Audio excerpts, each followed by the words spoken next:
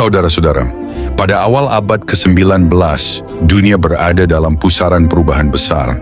Di Eropa, Perang Napoleon mengguncang fondasi lama kekuasaan. Di Asia, kerajaan-kerajaan kolonial berupaya menegakkan kembali dominasi yang sempat goyah.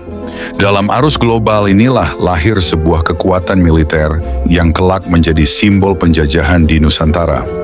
Koninklijk Nederlands-Indisch Leger, Tentara Kerajaan Hindia Belanda, atau yang dikenal dengan singkatan KNIL atau KNIL. Secara hukum, Cikal Bakal KNIL terbentuk pada 14 September 1814 melalui dekret Kerajaan Belanda segera setelah Hindia Belanda diserahkan kembali oleh Inggris berdasarkan Konvensi London. Namun pada tahap awal, pasukan ini belum memiliki bentuk tetap, hanya merupakan gabungan prajurit Belanda, serdadu lokal, dan bekas tentara Inggris yang pernah menduduki Jawa. Baru setelah berakhirnya Perang Jawa, 1825 sampai 1830, pemerintah kolonial menyadari perlunya angkatan bersenjata profesional yang berpusat di Hindia Timur. Di bawah kebijakan Gubernur Jenderal Johannes van den Bosch, diterbitkan regulasi baru pada 4 Desember 1830 yang menandai berdirinya KNIL sebagai pasukan tetap dengan struktur dan misi yang jelas. Sejak saat itu, KNIL memiliki sistem rekrutmen, pelatihan, dan komando tersendiri, terpisah dari Koninklijk Leger di negeri Belanda. Banyak sejarawan menganggap tahun 1830 sebagai awal efektif berdirinya KNIL dalam bentuk modernnya.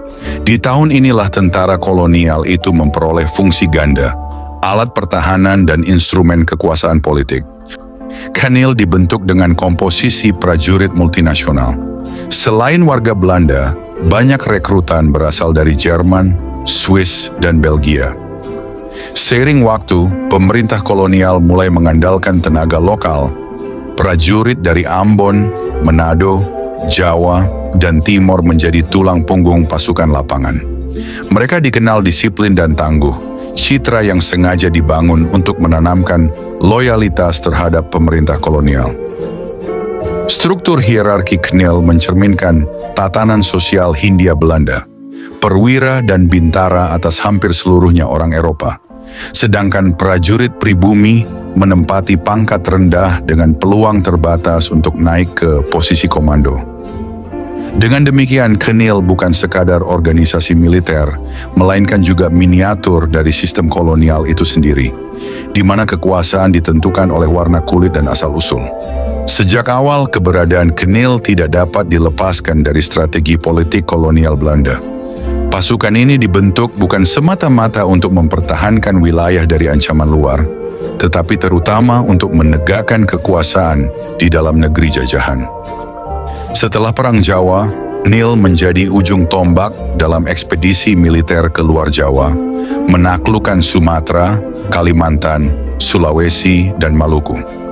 Di setiap operasi, mereka bertugas mengamankan jalur ekonomi, melindungi perkebunan, serta menumpas perlawanan rakyat terhadap kekuasaan kolonial.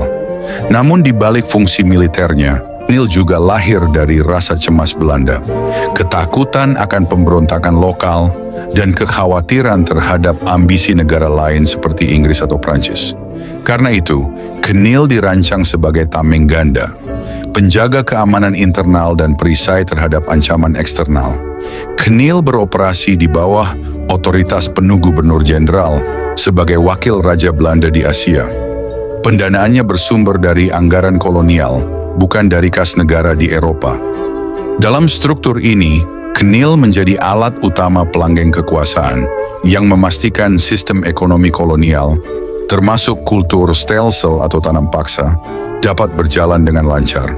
Di bawah bayang-bayang senjata KNIL, stabilitas kolonial ditegakkan, meski dibangun di atas penderitaan dan eksploitasi rakyat.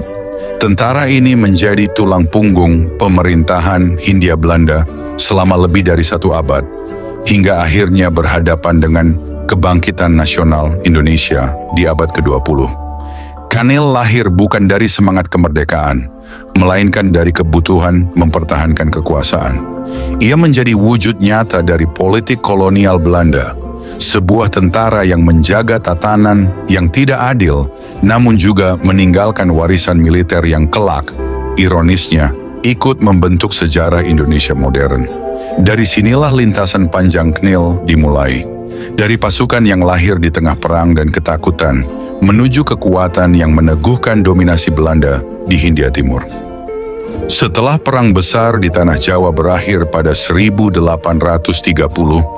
pemerintah kolonial Belanda menghadapi kenyataan baru. Kekuasaan mereka di Jawa telah kukuh, namun di luar pulau itu, kedaulatan Belanda masih sebatas klaim di atas peta. Dari Sumatera hingga Papua berdiri kerajaan-kerajaan dan komunitas lokal yang tetap memegang kedaulatan sendiri. Maka dimulailah babak panjang ekspansi dan penaklukan, sebuah proyek militer dan politik yang akan berlangsung lebih dari 70 tahun. Di garis depan setiap ekspedisi itu berdiri KNIL, Tentara Kolonial Hindia Belanda.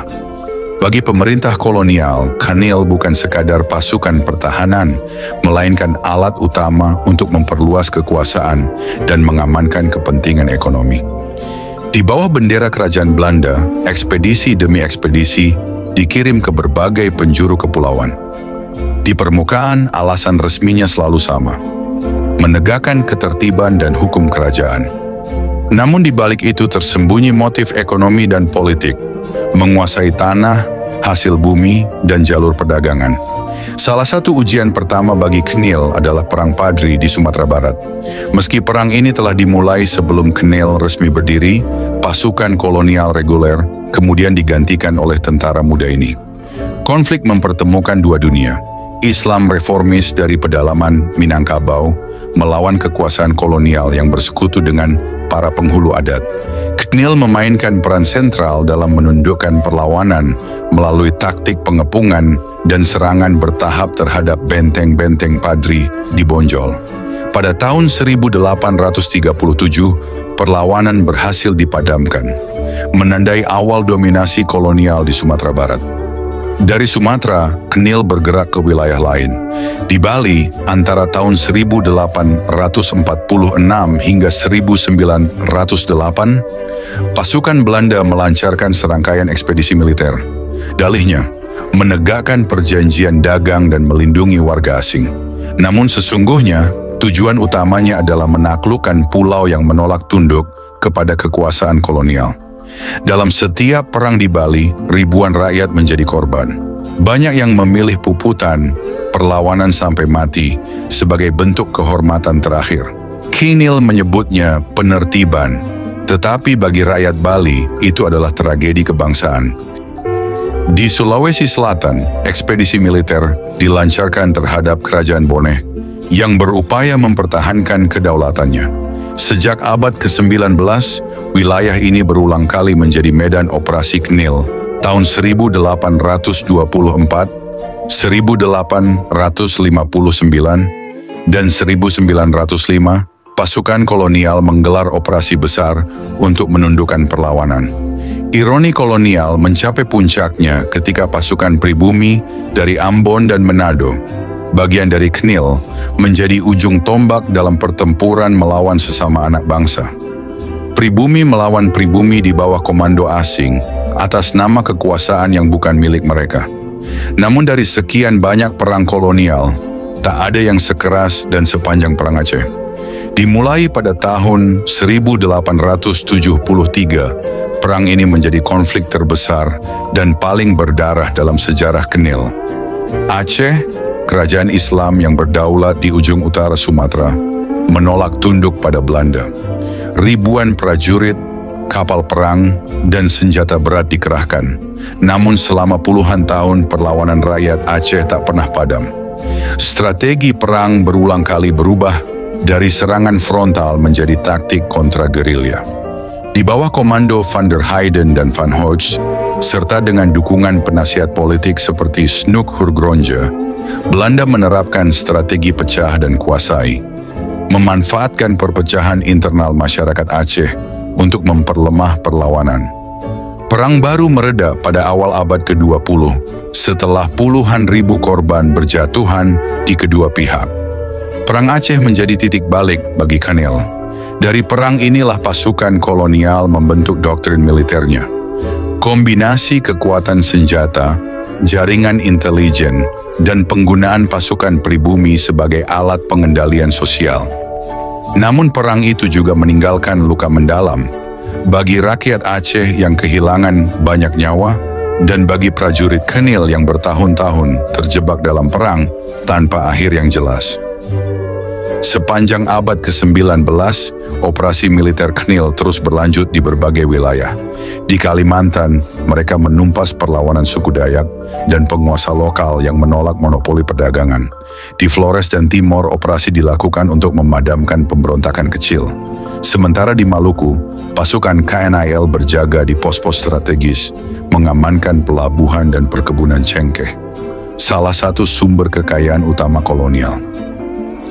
Menjelang akhir abad ke-19, hampir seluruh kepulauan Nusantara telah berada di bawah kendali Belanda.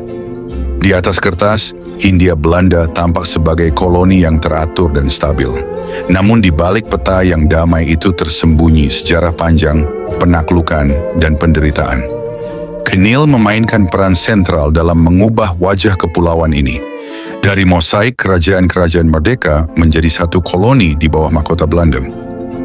Bagi pemerintah kolonial, keberhasilan KNIL menaklukkan wilayah-wilayah baru adalah simbol kejayaan Belanda di timur. Bagi rakyat yang ditaklukkan, Knil adalah lambang kekuasaan asing yang menindas. Tetapi bagi sebagian prajurit pribumi, Knil juga menjadi paradoks, sumber penghidupan sekaligus pengkhianatan terhadap bangsanya sendiri. Dari Sumatera hingga Bali, dari Bone hingga Aceh, ekspansi kolonial Belanda dibangun di atas punggung tentara Knil. Mereka menjadi ujung tombak penjajahan dan fondasi bagi terbentuknya Hindia Belanda yang terpusat.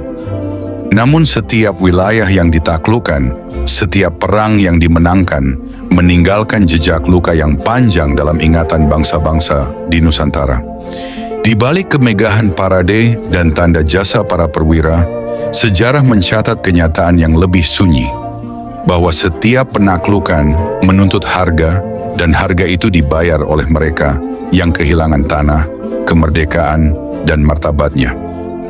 Saudara-saudara, di tengah luasnya wilayah kekuasaan kolonial, Knil tidak hanya berfungsi sebagai pasukan perang, ia juga menjadi lembaga sosial yang mencerminkan tatanan kolonial itu sendiri. Sebuah miniatur dari masyarakat Hindia Belanda, di mana garis pemisah antara bangsa penjajah dan yang dijajah terlihat jelas bahkan di dalam barisan tentara yang sama. Sejak awal pembentukannya, Knil diatur berdasarkan hierarki rasial. Di puncak piramida berdiri para perwira Eropa, sebagian besar orang Belanda, disusul oleh Jerman dan Swiss yang direkrut melalui kontrak. Di bawah mereka, para perwira menengah dan bintara Eropa menjadi tulang punggung disiplin militer. Sementara di lapisan paling bawah, ribuan prajurit pribumi menempati posisi sebagai pelaksana, pembawa senjata, dan tenaga logistik. Struktur ini bukan kebetulan. Ia dirancang untuk memastikan kendali tetap berada di tangan Eropa, sementara prajurit lokal dijadikan alat militer yang efektif, namun tetap tunduk pada otoritas kolonial. Dalam setiap barisan, hierarki sosial diterjemahkan menjadi tata cara militer yang ketat. Sebuah sistem yang tidak hanya menegakkan disiplin, tetapi juga menanamkan rasa inferior di kalangan prajurit pribumi. Perbedaan rasial juga tampak dalam kehidupan sehari-hari. Makanan, tempat tinggal, hingga seragam prajurit dibedakan menurut status. Perwira Eropa tinggal di rumah bergaya kolonial dengan halaman luas. Prajurit pribumi menempati barak-barak sederhana di tepi garnisun. Di meja makan pun jarak itu terasa. Satu dihidangkan roti dan daging, yang lain nasi dan ikan asin. Kesenjangan ini tidak sekadar ekonomi, melainkan ideologis. Dalam pandangan kolonial, orang Eropa dianggap membawa peradaban, sedangkan pribumi harus didisiplinkan. Knil menjadi wahana penanaman gagasan itu. Disiplin militer digunakan untuk membentuk perilaku yang sesuai dengan kepentingan kolonial. Kehidupan sosial di lingkungan militer memperlihatkan wajah Hindia yang terpisah-pisah. Di kota-kota garnisun seperti Batavia, Bandung, dan Semarang, berdiri kompleks militer yang membagi ruang secara rasial. Kawasan Eropa dengan fasilitas lengkap dan kawasan pribumi yang serba terbatas. Bahkan pada waktu senggang, perwira Eropa berkumpul di klub sosial dan lapangan tenis, sementara prajurit pribumi menghabiskan waktu di pasar kecil atau barak pengap di tepi kota. Namun bagi sebagian besar prajurit pribumi, menjadi bagian dari tentara Knil juga berarti memperoleh status baru. Mereka mendapat gaji tetap, pakaian seragam, dan rasa hormat di masyarakat. Dalam dunia kolonial yang penuh ketimpangan, seragam Knil membawa kebanggaan, simbol keteraturan dan kedisiplinan yang jarang mereka jumpai di luar barak. Di wilayah seperti Ambon, Manado, dan Timor, profesi sebagai serdadu bahkan telah menjadi tradisi keluarga. Anak mengikuti jejak ayah, kakak menggantikan adik, membentuk komunitas militer yang loyal kepada Belanda. Kesetiaan ini tidak selalu ideologis, tetapi pragmatis. Karena dalam sistem kolonial, Knil menawarkan jaminan hidup yang lebih pasti dibanding dunia sipil yang penuh ketidakpastian. Meskipun demikian, peluang bagi prajurit pribumi untuk naik jabatan sangat terbatas.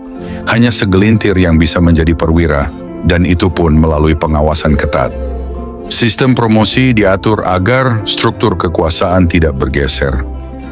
Dengan demikian, Knil tidak hanya menjadi alat militer, tetapi juga alat reproduksi sosial kolonial, memastikan garis pemisah antara tuan dan bawahan tetap tegas. Pemerintah kolonial mendukung sistem ini dengan menyediakan infrastruktur sosial yang lengkap. Sekolah bagi anak perwira, rumah sakit militer, dan gereja di setiap garnisun. Semua dirancang untuk menjaga ketertiban kolonial. Bahkan dalam urusan agama, perwira Eropa wajib beribadah di gereja, sementara prajurit pribumi diarahkan pada denominasi Kristen lokal atau dibiarkan mempraktikkan Islam, selama tidak mengganggu tatanan yang ada. Di malam hari, ketika senjata disandarkan dan lampu minyak menyala, barak-barak Knil menjadi ruang renung yang sepi. Banyak prajurit pribumi menulis surat kepada keluarga yang jauh, menceritakan kehidupan di bawah disiplin asing. Di antara kebanggaan sebagai serdadu, terselip kerinduan pada rumah, pada kebebasan, dan pada jati diri yang perlahan terkikis oleh seragam dan perintah. Dari dinamika sosial, inilah lahir kelompok baru di masyarakat Hindia. Anak-anak hasil perkawinan campuran antara perwira Eropa dan perempuan lokal dikenal sebagai Indo-Europeanen atau Indo. Banyak di antara mereka kemudian bergabung dengan Knil, mengisi posisi di antara dua dunia. Tidak sepenuhnya Eropa, tapi juga tidak dianggap pribumi. Dalam tubuh Knil, mereka menemukan perlindungan dan identitas, menjadi perantara di antara dua lapisan sosial yang dibatasi oleh warna kulit. Sementara itu, di luar tembok garnisun, dunia Hindia sedang berubah. Ekonomi tumbuh, kota berkembang, dan ide-ide tentang kesetaraan mulai berembus dari Eropa. Namun di dalam tubuh KNIL, struktur lama tetap bertahan. Dunia masih terbagi dua, mereka yang memerintah dan mereka yang diperintah. Knil bukan sekadar institusi militer, ia adalah cermin dari sistem kolonial Belanda di Hindia Timur. Sistem yang dibangun di atas hierarki, disiplin, dan dominasi. Dalam barisan rapi pasukan Knil tersimpan kisah manusia-manusia yang berjuang mencari tempatnya di antara kehormatan dan ketundukan, antara pengabdian dan kehilangan. Ketika abad ke-20 mulai menyapa dengan modernitas dan perubahan sosial, tubuh Knil pun mulai bergeser. Tantangan baru menanti, bukan lagi perang penaklukan, melainkan upaya mempertahankan kekuasaan di tengah dunia yang sedang berubah. Saudara-saudara, memasuki abad ke-20, Hindia Belanda tidak lagi sekadar koloni yang dipertahankan dengan senjata. Ia berubah menjadi laboratorium kolonial yang berusaha menampilkan wajah modern. Rel kereta api, telepon, sekolah, dan birokrasi baru menjadi simbol kemajuan di bawah pemerintahan Belanda. Namun di balik itu semua, bayangan Knil tetap berdiri kokoh sebagai penjaga terakhir tatanan kolonial di Asia Tenggara. Setelah Perang Panjang di Aceh berakhir 1903, pemerintah kolonial melakukan reorganisasi besar-besaran. J.B. van Huych, sang penakluk Aceh, diangkat menjadi Gubernur Jenderal Hindia Belanda. Di bawah kepemimpinannya, Knil diarahkan dari pasukan penakluk menjadi pasukan penjaga stabilitas. Tujuannya bukan lagi ekspansi wilayah, melainkan mempertahankan ketertiban dan memastikan roda ekonomi kolonial berputar tanpa gangguan. Dalam periode ini, Knil mulai mengalami proses modernisasi. Doktrin perang gerilya yang dipelajari dari Aceh diadaptasi menjadi sistem pertahanan tetap. Pos-pos militer dibangun di seluruh kepulauan, latihan diperbarui, persenjataan diganti, dan logistik diperkuat. Salah satu simbol era baru ini adalah pembentukan pasukan sepeda militer, lambang efisiensi, mobilitas, dan disiplin di masa modern. Pasukan sepeda menjadi ikon baru militer Hindia Belanda. Mereka berpatroli di perkebunan, menjaga jalur komunikasi, dan menjadi penghubung antara garnisun dengan pedalaman. Dalam beberapa film dokumenter kolonial yang kini tersimpan di EY Film Museum Amsterdam, tampak wajah-wajah muda prajurit Knil berlatih dengan rapi dan tertib. Sebuah citra yang hendak menampilkan keberhasilan Belanda menciptakan ketertiban modern di timur. Namun di balik citra kemajuan itu, hierarki lama tetap bertahan. Perwira Eropa tetap memegang kendali, sementara prajurit pribumi mengerjakan tugas lapangan. Modernisasi teknologi tidak diiringi dengan modernisasi sosial. Struktur kolonial tetap menahan perubahan. Sebagai bagian dari reorganisasi, Bandung ditetapkan sebagai pusat pelatihan militer utama, menggantikan Batavia yang terlalu administratif. Kota ini berkembang menjadi kota garnisun dengan sekolah perwira, markas Zeni, dan pusat persenjataan. Disinilah generasi baru perwira KNL ditempa. Sebagian besar dari kalangan Indo-Eropa yang mulai memainkan peran penting dalam tubuh militer kolonial. Selain menjadi pasukan tempur, Knil juga berperan dalam proyek-proyek pembangunan. Korps Zeni membangun jembatan, jalan, dan barak. Unit kesehatan militer melayani daerah terpencil, dan detasemen komunikasi mengoperasikan jaringan telegraf. Dengan demikian, Knil menjadi bagian dari proyek modernitas kolonial. Perpaduan antara kekuasaan dan pembangunan, antara militerisasi dan modernisasi. Namun bagi banyak rakyat pribumi, kehadiran Knil tetap menghadirkan rasa takut. Di desa-desa seragam hijau zaitun, itu bukan simbol perlindungan, melainkan kekuasaan. Mereka mewakili sistem yang mengawasi, bukan melindungi. Pada saat yang sama, politik Hindia Belanda mulai berubah. Tahun 1918, Volksraad, Dewan Perwakilan Rakyat Hindia Belanda, dibentuk. Meski wewenangnya terbatas, lembaga ini menandai munculnya kesadaran politik baru di kalangan elit pribumi. Di luar gedung Dewan, organisasi seperti Sarekat Islam dan Budi Utomo mulai menuntut kesetaraan. Pemerintah kolonial memandang perubahan ini dengan waspada. Bagi mereka, nasionalisme adalah potensi ancaman. Maka fungsi Knil pun diperluas. Dari pasukan bersenjata menjadi alat intelijen yang memantau pergerakan politik. Para perwira lapangan diberi tugas baru, mengamati, mencatat, dan melaporkan aktivitas rakyat di wilayah tugas mereka. Meski demikian, kehidupan di tubuh KNL berjalan dalam ritme yang hampir tak berubah. Upacara, latihan, dan disiplin tetap menjadi bagian dari rutinitas. Sekolah perwira terus melahirkan generasi baru yang profesional.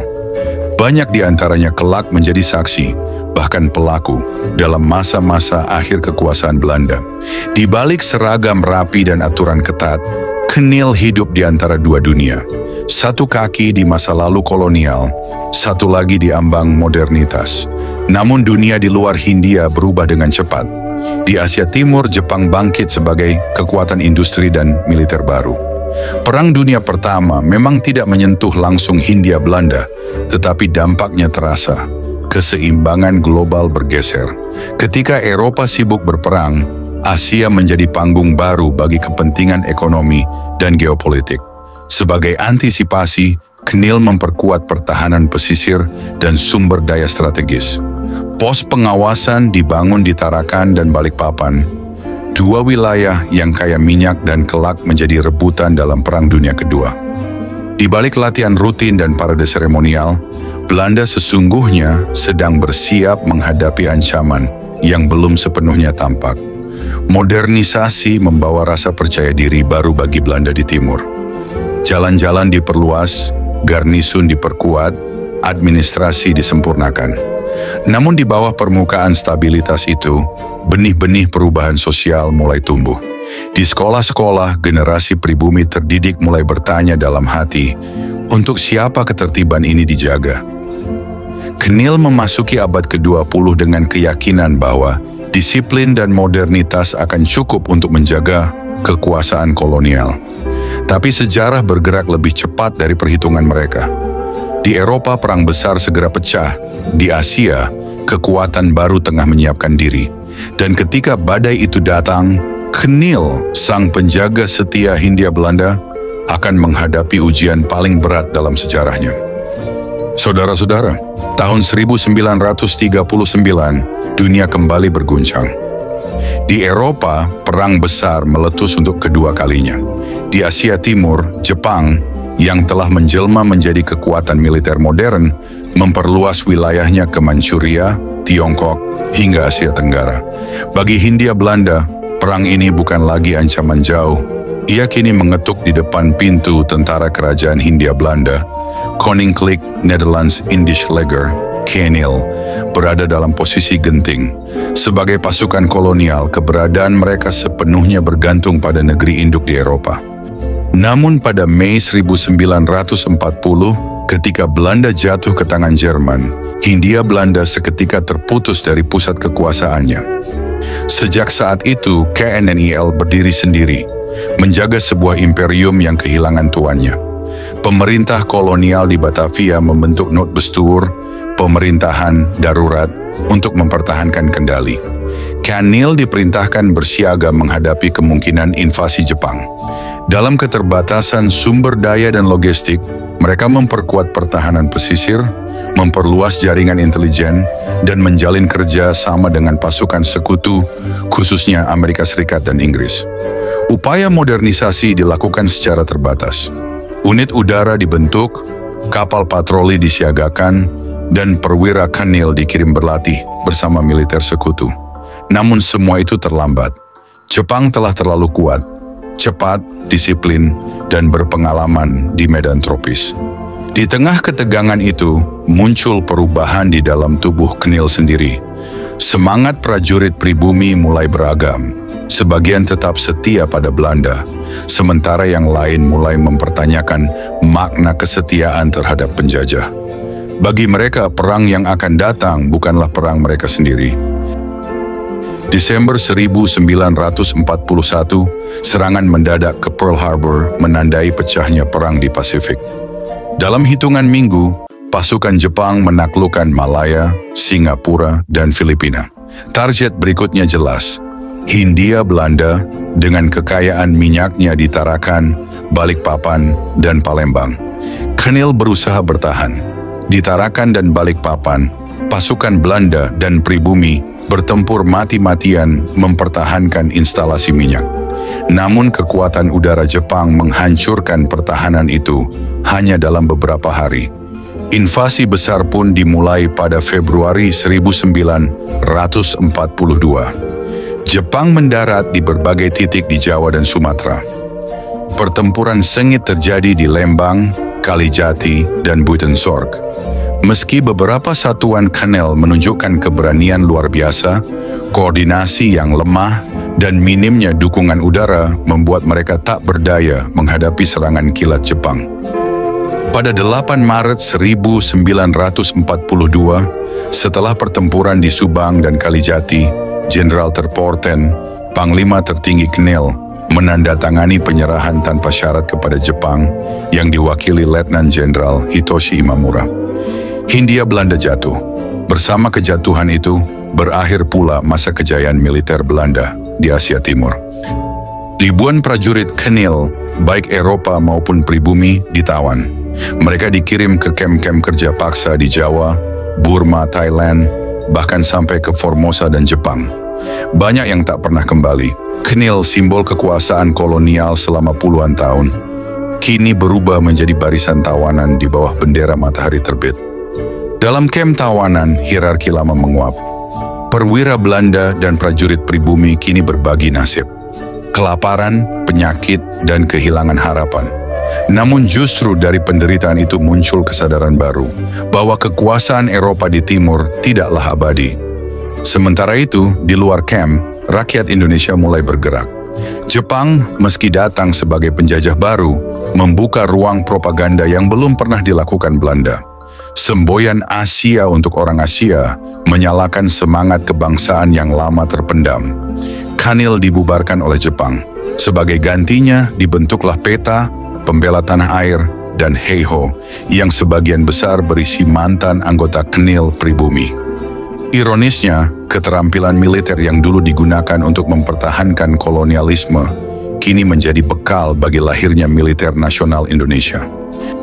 Antara 1942 hingga 1945, dunia kolonial Belanda seolah lenyap dari peta. Para pejabat dan perwira Knil yang berhasil selamat menyingkir ke Australia, di mana mereka kemudian membentuk pemerintahan pengasingan bernama Netherlands Indies Civil Administration (NANICA) pada 3 April 1944. Organisasi ini berfungsi sebagai penghubung antara pemerintah Hindia Belanda di pengasingan dengan Komando Tertinggi Sekutu, dengan tujuan utama memulihkan kekuasaan Belanda di Hindia setelah kekalahan Jepang. Dari tanah pengasingan itulah mereka menanti saat untuk kembali, dilanda keyakinan bahwa suatu hari Hindia akan direbut kembali. Namun dunia telah berubah. Di tanah yang mereka tinggalkan tumbuh generasi baru, generasi yang telah merasakan kehidupan tanpa Belanda. Perang Dunia II menghancurkan tatanan lama.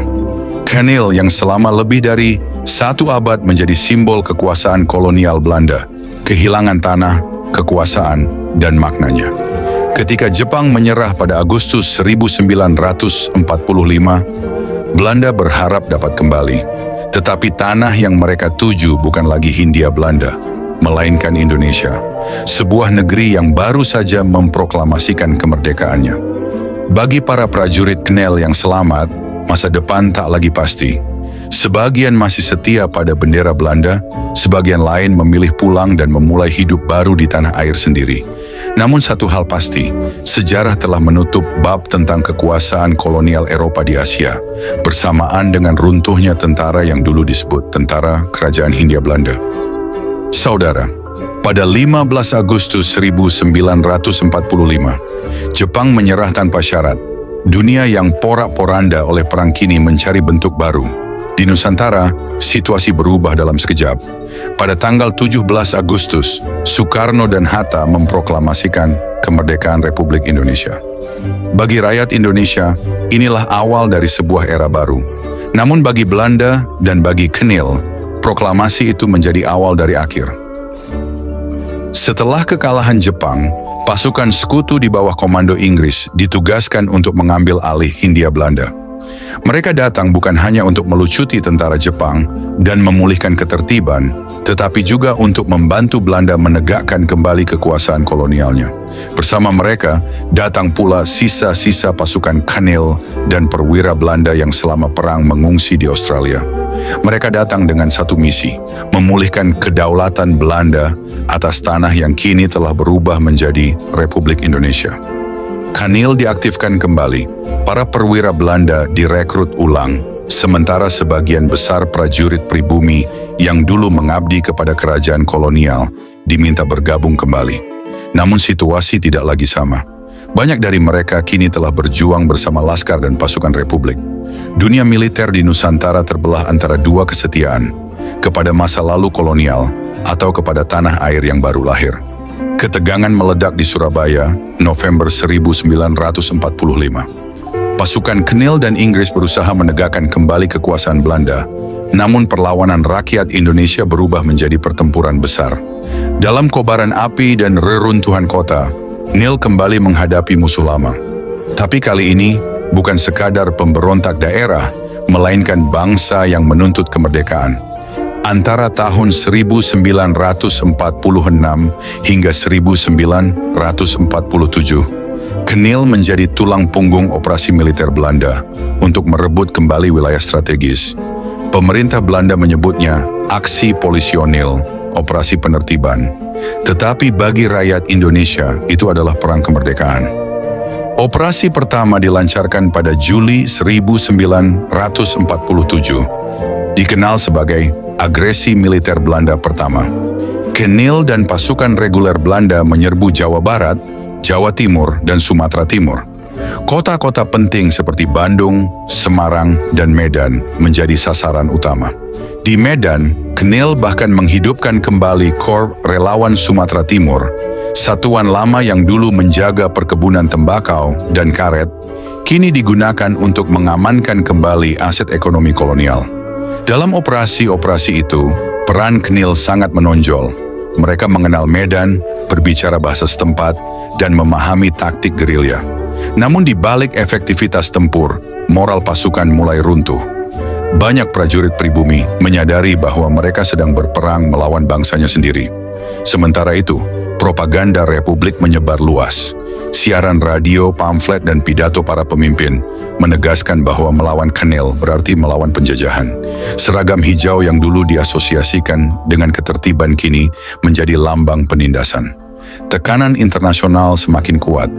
Perjanjian Linggarjati 1947 menandai pengakuan de facto Belanda terhadap wilayah Republik di Jawa, Sumatera, dan Madura. Namun perdamaian itu rapuh.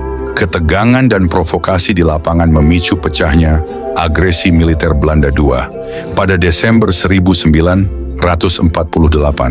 Dalam operasi kedua ini, Knill dan pasukan Belanda berhasil menduduki Yogyakarta, ibu kota Republik. Namun kemenangan militer itu tak mampu mengubah arah sejarah. Dunia internasional mengecam tindakan Belanda. Semakin banyak negara mendukung perjuangan Indonesia di forum PBB. Knill kembali terjebak dalam perang panjang di pedesaan dan hutan. Mereka menghadapi gerilyawan Republik yang memiliki dukungan luas dari rakyat, jaringan logistik yang kokoh, dan semangat ideologis yang tak tergoyahkan. Dalam laporan-laporan perwira Belanda, berulang kali muncul keluhan yang sama. Perang ini tak lagi bisa dimenangkan dengan senjata, sebab rakyat sudah tidak takut.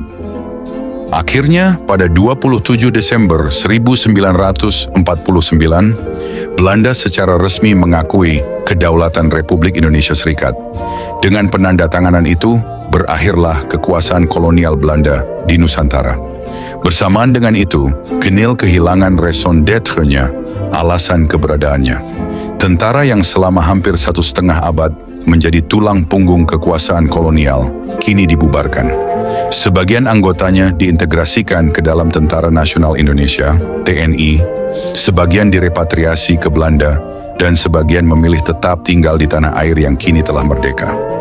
Bagi banyak prajurit Knill, terutama yang berasal dari kalangan Indo-Eropa dan pribumi, masa ini adalah masa kehilangan identitas. Mereka bukan lagi milik Belanda, namun juga tidak sepenuhnya diterima oleh Republik. Hidup mereka terombang-ambing di antara dua dunia, antara masa lalu kolonial dan masa depan yang belum pasti. Di Belanda, ribuan bekas prajurit Knill dan keluarganya hidup sebagai pengungsi. Mereka mengenang masa lalu di tanah tropis, yang dahulu disebut tanah air kedua. Sementara di Indonesia, sebagian mantan prajurit berbaur dalam kehidupan baru, mencoba melupakan masa lalu yang getir. Perang dan revolusi menutup bab panjang sejarah Knill. Dari pasukan penjaga koloni, mereka menjadi saksi tumbangnya imperium dan lahirnya bangsa baru. Dalam sejarah, Knill meninggalkan warisan yang kompleks, berisi kesetiaan, konflik, dan kontradiksi. Namun satu hal pasti, tanpa Knill, kisah kolonialisme Belanda di Nusantara takkan pernah utuh. Dan tanpa perlawanan terhadap Nel, kemerdekaan Indonesia takkan pernah lahir dengan cara yang sama. Saudara-saudara, setelah lebih dari 1,5 abad berdiri, tentara kerajaan Hindia Belanda, KNIL, akhirnya mencapai ujung riwayatnya. Di tengah dunia yang berubah, pasukan yang dulu menjadi simbol kekuasaan kolonial itu resmi dibubarkan. Sejarah mencatat tanggalnya, 26 Juli 1950. Pembubaran KNIL bukan sekadar keputusan administratif, melainkan tanda berakhirnya sebuah zaman. Ia menjadi konsekuensi langsung dari pengakuan kedaulatan Indonesia oleh Belanda, hasil dari konferensi Meja Bundar, KMB, di Den Haag dan penyerahan resmi kekuasaan pada 27 Desember 1949. Dalam konteks politik, Belanda tidak lagi memiliki wilayah jajahan di timur. Dalam konteks militer, itu berarti tidak ada lagi alasan bagi KNIL untuk eksis. Maka pada 26 Juli 1950, Ratu Juliana menandatangani keputusan resmi pembubaran, mengakhiri keberadaan institusi militer yang selama berabad-abad menjadi alat utama penjajahan di Asia Tenggara. Dengan satu tanda tangan, sejarah kolonial yang panjang itu ditutup. Namun bagi ribuan orang yang pernah berseragam KNIL, keputusan itu bukan sekadar akhir, melainkan juga kehilangan identitas. Setelah keputusan pembubaran, setiap anggota KNIL dihadapkan pada 3 pilihan berat. 1. Pensiun dini bagi mereka yang telah lama mengabdi atau tak ingin terlibat dalam dinamika militer baru. 2. Bergabung dengan tentara kerajaan Belanda, Koninklijk Leger, KL. Opsi ini terutama terbuka bagi perwira dan prajurit Eropa yang ingin melanjutkan karier di bawah bendera Belanda. 3. Masuk ke dalam Angkatan Perang Republik Indonesia Serikat, APRIS. Embrio dari Tentara Nasional Indonesia, TNI. Banyak perwira dan prajurit Bumi Putra yang memilih jalan ini, dan tak sedikit yang kemudian mendapatkan posisi penting dalam tubuh militer Indonesia yang baru lahir. Proses peleburan KNIL ke APRIS bukan tanpa tantangan. Perbedaan budaya, bahasa, dan tradisi militer sempat menimbulkan gesekan. Namun di sisi lain, integrasi ini juga memperkaya TNI yang masih muda. Keahlian mantan prajurit KNIL dalam bidang teknik, zeni, dan taktik tempur modern memberi dasar penting bagi profesionalisasi militer Indonesia. Beberapa di antaranya bahkan berperan dalam pembentukan satuan elit seperti Kopassus, serta dalam pengoperasian alutsista berat yang diwarisi dari masa kolonial. Tidak semua mantan prajurit KNIL dapat beradaptasi. Sebagian, terutama yang berasal dari Maluku, menolak bergabung dengan TNI atau merasa tidak menemukan tempat dalam struktur baru. Mereka akhirnya memilih meninggalkan tanah kelahiran dan bermigrasi ke Belanda. Eksodus besar ini meninggalkan luka sosial yang mendalam. Di negeri baru, para mantan prajurit itu hidup di antara nostalgia dan keterasingan. Teringat tanah tropis yang dulu mereka jaga, namun kini tak lagi mereka miliki. Sementara itu di Indonesia, sebagian lainnya menghadapi masa transisi yang sulit. Beberapa mantan perwira merasa terpinggirkan dalam struktur TNI yang kini menumbuhkan ideologi dan identitas nasional sendiri. Sebagian memilih pensiun dini, sementara yang lain berusaha menyesuaikan diri dalam peran sipil. Ketika bendera Belanda diturunkan untuk terakhir kalinya dan seragam hijau zaitun KNIL disimpan dalam lemari sejarah, berakhirlah satu bab besar dalam kisah kolonialisme di Asia. KNIL bubar. Tetapi jejaknya tak pernah sepenuhnya hilang. Tradisi militer, disiplin, sistem pelatihan, bahkan struktur administratif yang mereka tinggalkan menjadi bagian dari fondasi militer Indonesia modern.